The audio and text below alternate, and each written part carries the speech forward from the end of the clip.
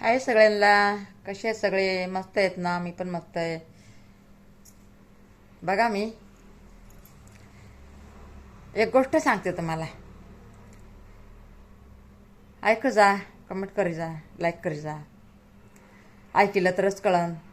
तुम्ही सगळं इडं ढुकलून देताय, काही कळतच नाही. मग सरकून सरकून बघितला ना, काहीच कळत नाही. म्हणून बघा, पूर्ण इडं बघत जा. लाईक करा नका करू, तुमची मर्जी, पण इडं तर बघा जा. आई म्हणून बघायचा. बघा, एक लाडाची लेक असती या. ती लहानाची मोठी होती. शाळा शिकून श्रीमंत घराण्यात तिला देतात, बाहेरगावी देतात. एवढं चांगलं घर भेटतं बघा. एवढं चांगलं घर भेटतं, लग्न होतंय, सासरी जाती, एवढं चांगलं असतंय. घरात 4 बाया असतात, स्वयंपाकाला बाई असती, घरचं काम करायला बाई असती, म्हणजे सगळ्यांसाठी बाई असती. आणि हिला काय, नुसतं आपलं सासू सासऱ्याची सेवा करायची. आले गेले पाहुणे रावणे तेवढी सेवा करायची. तेवढी सेवा तर करावंच लागणार. तर मग असं करून करून करून करून करून 3 वर्ष निघून गेलं. 2 वर्ष तर नवीनच नवरी असते की. 2 वर्ष तर नवीन सुनबाई असते. तर कसं थोडं जरा हेच असते ना, म्हणजे आपण लाडच करतो ना. 2 वर्ष तर लाडच करतो. आणि 2 वर्षाच्या नंतर लेकरू बाळ होतं. मग ते लेकरामध्ये आपलं, मग तिचा लाड कमी होतं, सुनबाईचा लाड कमी होतं, मग लेकरावर जास्त लाड जातो. म्हणून शिने असं करून करून करून 4-5 वर्ष निघून जातात. काय माहिती त्या सासूबाईला काय होतंय आणि काय नाही. सुनासारखा व्यवहार करायला लागली. पहिलं आपल्या मुलीसारखा करत होती, नंतर सुनासारखा करायला लागली. मग म्हणली, बाई माझ्या सासूबाईला असं काय झालं? एक तर बाहेर गावी लांब आणि आपल्या गावाकडचे हे. तर मग म्हणली, माझ्या सासूबाईला काय झालं बाई? एवढं माझा लाड करत होती आणि अचानक काय झालं? उलट मी तर ह्यांना वारीस दिलाय आणि माझा तर जास्त लाड व्हायला पाहिजे. आता काय झालं असून? मग आई बापाला फोन करायला लागली. आई बाबा, असं का झालं?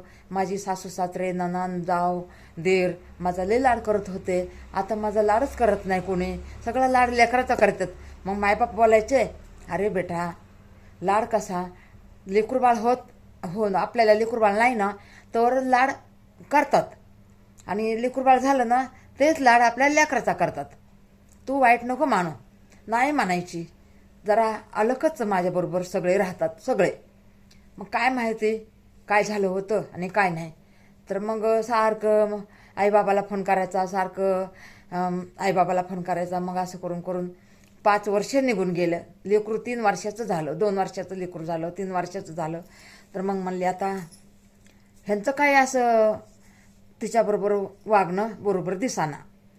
हे आई बाबा गेले बी होते की म्हणले, काय झालं? तुम्ही पहिलं आमच्या मुलीचा खूप लाड करत होता, तुम्ही म्हणलात आमच्या मुलीसारखी आहे, आणि आता का तसं वागतंय आमच्या मुलीबरोबर? तर म्हणली, ही सारखं मोबाईलवर असती या, आणि काही सांगितलं ना तिला तरी आपलं कानाचा मोबाईल काय काढत नाही. कोणाला फोन करते आम्हाला नाही माहिती. आम्हाला बघितलं की फोन लगेच बंद करते. आम्ही काय त्या फोनची चेक-इन करत नाही. तरी पण आम्हाला वाटते की बाबा असं नाही व्हायला पाहिजे की घरची सून माझी सारखं फोनवर कोण आहे काय आहे. पाहिजे तुझ्या आईबाबाला कर ना, तुझ्या आईबाबाला कर. तू कोणाला बी कशी काय फोन करणार? आता 5 वर्ष झालं, 5 वर्षाचं मूल झालं, आणि हे आम्हाला तिचं काय पटा नाही. हिचं बोलणं पण पटाना आणि हिचं राहणं पण पटाना. पहिली अलग राहत होती, आता अलग राहायला लागली, आणि बोलणं बी आमच्या सुनबाईचं काही बरोबर आम्हाला दिसताना. म्हणून आम्ही अंतराने राहतो. आम्ही काय हिच्याबरोबर हे वर्ग असा वाईट करत नाहीत. आम्ही जरा अंतराने राहतो. बरं, मग आपल्या लेकीला समजून सांगितलं, नाही बाळा, तू मोबाईलवर सारखं राहू नको, तू कोणाला बोलते? तर माझे कॉलेजमधले दोस्त मैत्रीण म्हणले, कॉलेजमधले दोस्त मैत्रीण लग्न झालं तिथंच सोडून दिलं, आता कुठून आले तुझे कॉलेजमधले दोस्त मैत्रिणी? कुठून आल्या? नाही एवढं बोलायचं. मुलींना बोल, पोरांना बोलू नको. आजकाल पोरं कसं असतात, गोड बोललं तर लगेच बाया पोरींना पगाळतात. मग पुढचं भविष्य बघून तुझे सासू सासऱ्यांना राग येतो. बाई, पुढं चालून काही प्रॉब्लेम नाही व्हावा आपल्या सुनाबरोबर. आजकालचे पोरं बरोबर नाहीत, म्हणून आम्ही तिच्याबरोबर एवढं बोलत नाही. तर तिने गैरसमज करून घेतला आमच्या सुनबाईनं, म्हणजे तुमच्या मुलीला. तर मग आपल्या लेकीला त्यांनी समजून बुमजून सांगितलं का आता संस्कारी लोक होते, खानदानी मायबाप होते, म्हणून त्यांनी संस्कार चांगले दिलेले होते आणि तिकडे बी चांगले संस्कार होते.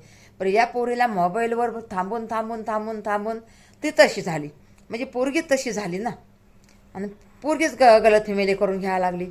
असं नाही व्हायला पाहिजे, कोणाच्या पण घरी असं व्हायला नाही पाहिजे. मी नाही म्हणत की त्यांच्या घरी झालं, कोणाच्या पण घरी असं व्हायला नाही पाहिजे.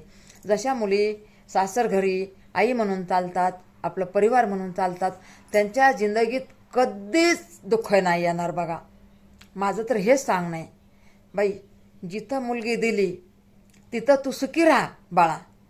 मायबापाचं हे सांगणं असते कोणच्या पण मुलीला, जिथं दिल्या घरी सुखी राहा आणि आनंदाने ये आणि आनंदाने जा. दिवाळी दसऱ्याला बस, दिवाळी रक्षाबंधन पंचम बस एवढे सण मध्ये आधी यायचं नाही, असं तिने मायबापांनी सांगितलं, आईबाबांनी सांगितलं. तर मग आईबाबाचं ऐकली. मग तिथून पुढं मग ते पण चांगले झाले, हे पण चांगले झाले. बघा, सुखी संसार झाला. सगळ्यांनाच वाटलं आईबाबाचं ऐकलं, ह्यांना बी बरं वाटलं, त्यांना बी बरं वाटलं. आपल्या मुलीनं आपलं ऐकलं. एक एक मुली ऐकत नाहीत, चढ करतात. एक एक मुली सांगितलं ना तर डबल करतात एक एक मुली. पण त्या मुली संस्कारी मुलगी होती, खानदानाची होती, मायबापाचं नाव रोशन करायचं होतं, म्हणून त्या मुलीनं आईबाबाचं ऐकलं. आणि प्रत्येकाच्या मुलीनं आईबाबाचं नक्कीच ऐकावा. आईबाबा कधीच चांगलं सांगत असतात, कधी बी चांगलं सांगत असतात. आईबाबा कधीही वाईट सांगत नाहीत. कोणत्या आईबाबाला वाटतं की आपल्या मुलीचं घर मोडावा, जेवढा बी मोडत असन तर तिथं जोडतात, पण आईबाबा कधीच मोडत नाहीत. का तर आईबाबा कसं असतं, देवा परमेश्वरासारखं रूप असतं आईबाबाचं. जे मानते त्याला असतं या, जे नाही मानत, जे बी आईबाबाला मानते त्याच्या जिंदगीत एवढं सुख येतं आहे, कधी दुःखच येत नाही. पण आईबाबाला नक्कीच माना. माझी पोरींला हेच माझं सांगणे, आईबाबाला तुम्ही नक्कीच माना. बघा, तुमच्या जिंदगीत एवढं सुख येईन, एवढं सुख येईन. आईबाबा काय म्हातारे असेच झाले नाहीत. आईबाबाचे केस काय, हे बघा आमचे केस काय असे पांढरे, असे उन्हाने नाही झालेले आमचे केस पांढरे. संसार करून, घराचा गाडा ओढून, काही एक संसारामध्ये केलं नसन, सगळं केलं असं आम्ही संसारामध्ये, भले झोपडीत राहिलेलं असं आम्ही, पण लेकरा बाळांना चांगलंच आम्ही सुख दिलेलं आहे. म्हणून हे बघा, प्रत्येकाच्या मुलींना बी सांगते. आता ह्या कशा मुलीनं ऐकलं आईबाबाचं, तिच्या जीवनामध्ये किती सुख आलं. मग तिला वाटायला लागलं की माझ्या आईबाबांनी जे सांगितलं तर किती योग्य सांगितलं. मी सासू सासऱ्याचं मानलं नाही आहे. मी सासू सासरे बोलायला लागले तर इकडून ऐकायचे, इकडून सोडायचे. मग त्यांच्या जीवाला किती तकलीफ झाली असन. तिला मग लई वाटायला लागलं, नाही तिच्या मनात यायला लागलं, जसे आईबाबा तसेच माझ्या नवऱ्याचे पण आईबाबा आहेत. मग हे विसरून नाही जायला पाहिजे कोणी. आपल्या पण नवऱ्याला लहानाचं मोठं केलं असन, त्याच्यासाठी किती जीव आटवला असन.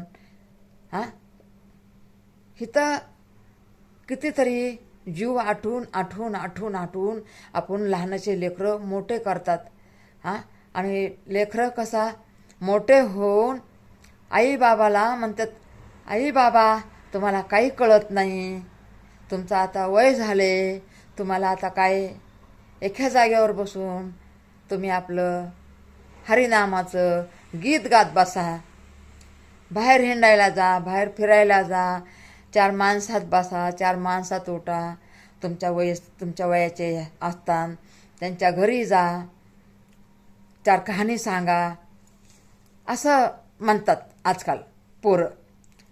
पुरी आपल्या तसं कधीच म्हणणार नाहीत, पुरी कधीच म्हणणार नाहीत. एखादी पोरगी म्हणते, पण हे बघा प्रत्येक पोरगी अशीच नसती. आता ही मी तुम्हाला सांगितली ना ह्या मुलीची कहाणी, तर बघा ती किती सुखी झाली. आईबाबाचं ऐकलं, आपल्या सासू सासऱ्याचं ऐकलं, ती किती सुखी झाली. तुम्ही सांगा बरं, सांगा किती सुखी झाली ती. मग ह्यांना पण आनंद वाटला, त्यांना पण आनंद वाटला. आणि प्रत्येकाच्या घरोघर मुलं असतात, 2 असतात, 3 असतात, 4 पण असतात. तर माझं एकच सांग नाही त्या मुलांना की मुला हो, आईनं लई कष्टा खाल्लेली असती. त्या आईला कधीच तुम्ही म्हणू नका की आई तुम्ही काय केले, बाबा तुम्ही काय केले. अरे तुम्ही नाही का नुसतं त्यांनी तर झोपडी बनवली समजा स्वतःची, त्या झोपडीत तुमचा पाळपोस केला आणि तुम्हाला रंगमहालमध्ये आणून बसविलं. त्याने असंच नाही बसविलं की तुम्हाला 4 बंगले दोन बंगले पाहिजेत का. एक तरी जागा बनवून ठेवली की तुमच्या मायबापाने. 2 रूमा तरी बनवून ठेवल्यात ना तुमच्या मायबापाने. तसं तुम्ही एकच रूम बनवून दाखवा की त्या मायबापाला. अरे पोरा, एकच रूम बनवून दाखव त्या मायबापाला. त्या मायबापाच्या जीवनाचं स्वार्थिक झालं असं म्हणायला पाहिजे. त्या मायबापाच्या जीवनाचं स्वार्थिक झालं, स्वार्थिक. म्हणून कमवायला शिकायला पाहिजे लेकराईने, कमवायला शिकायला पाहिजे. हा बाबा तुम्ही मेहनत केली की 20-25 वर्ष होत तर तुम्ही भरपूर मेहनत केली. अरे इथून पुढे बी करा की. तुमच्या जिम्मेदाऱ्या तुम्ही पाळा. माईबापाला आईबाबाला कशाला त्रास देताय तुम्ही.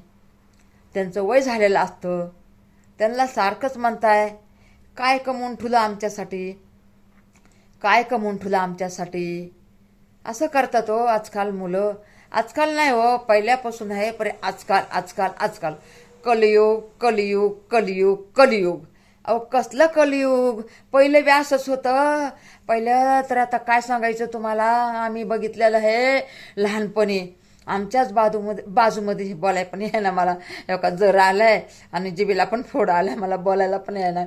आमच्याच बाजूमध्ये हे बघा एक रंभाबाई नावाची बाई होती आमच्याच गावामध्ये. अहो तिला जरा बोलायला येत नव्हतं. अशी जीभ नाही का तिची रट होती जीभ. अहो तिला 4 पोरं होते. 4 पोरं होते. परी बघा की कसं असतं या. 4 पोरं होते तर ती 1-2 पोरं पाठीमागं ठेवले आणि 2 पोरं पाठीमागाल्या रूमच्या, म्हणजे मला बोलाय ना, पाठीमागं रूम होत्या का 2, तिकडं 2 पोरं ठेवले आणि पोरं अशी गली होती का आणि त्याच्या पुढं अजून 2 रूमा होत्या. म्हणजे अशी गली होती, गलीला चिटकून 2 रूमा होत्या आणि अशी थोडीशी जागा होती. तर त्या रंभाबाईनं काय केलं बघा, 2 पोरं पाठीमागं ठेवले, 2 पोरं पुढं ठेवले आणि बारकं पोरगं होतं का त्याच्याकडं राहिली आणि ते मोठं पोरगं होतं का ते शेजारी ठेवलं. तर त्याची बायको लई कुम्मट होती. आम्हाला कळतंय त्याची बायको लई कुम्मट होती. कुम्मट म्हणजे कसं, कुम्मट म्हणजे काय म्हणतात त्याला, म्हणजे खडूस होती. तर ती आपलं सकाळी 6 वाजायला उठायचं आणि ह्या रंभाबाईनं आपलं किती वाजायला उठायचं, 4लाच उठायचं. 4ला उठायचं. बारक्या लेकाकडं होती तर झाडझूड रोडची, म्हणजे असं गल्ली होती का, गल्ली झाडायची तिने. गल्ली झाडायची आणि आतलं सुनबाईनं झाडायचं. पर हिला लई नाद, चुरू जीप चालवायचा हिला. आता आपलं वय झालंय, कशाला आपलं ते रोड बी नको झाडून, घर बी नको झाडू, तो आपली शांत बस ना बाई. तिला काय कोणी काम नव्हतं लावत. परी तिच्या बी अंगामध्ये